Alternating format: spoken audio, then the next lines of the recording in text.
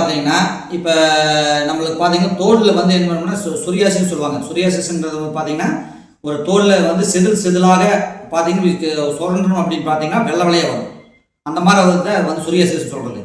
அதுபோக பார்த்தீங்கன்னா சொறி சிரங்குன்னு பார்த்தீங்கன்னா சிரங்குன்னு சொல்லிட்டு குப்பளமாக வந்துட்டு இங்கே கையிலையோ கால்லையோ இது மடிப்புகள் இது மாதிரிலாம் பிரச்சனை இதில் வரும். ஏன்னா அந்த சூடு வந்து எங்கெங்கே வந்து நம்ம உடல் இதாகுதோ அந்த வியர்வை அதிகமாக சுரக்கிற இடத்துக்கு பார்த்தீங்கன்னா அதிகமாக வந்து அந்த தண்ணிப்பட்டு உங்களுக்கு வந்து அந்த மாதிரி ஸ்ப்ரெட் ஆகும். இது வந்து பார்த்தீங்கன்னா நீங்கள் அந்த சொறி சிரங்கு இதை பார்த்து உங்கள் கொப்பம் வந்து அந்த கொப்பலை உடஞ்சி அந்த தண்ணி வடிமாறு அந்த மாதிரி ஸ்டேஜ் இருந்தாலும் பரவாயில்ல. புண்ணே ஆயிடுச்சு, நமக்கு சொறி சிரங்கு வந்து புண்ணே ஆயிடுச்சுனாலும் இந்த தைலம் போடலாம். ஏன்னா இந்த தைலம் வந்து அப்பேற்பட்ட நல்ல ஒரு அருமையான தைலம்.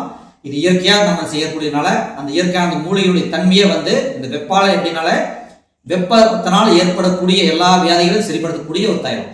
அதனால் இந்த வெப்பாலை தைலத்தை வந்து மேற்பூச்சாக பூசி நீங்கள் எவ்வளோ நேரம் அதை பிடிக்க வைக்கிறீங்களோ பிடிக்க வச்சுட்டு நீங்கள் வந்து சுடுதண்ணி வச்சு நம்ம கழிவிடணும் இருந்துச்சுன்னா கழிவிடலாம்.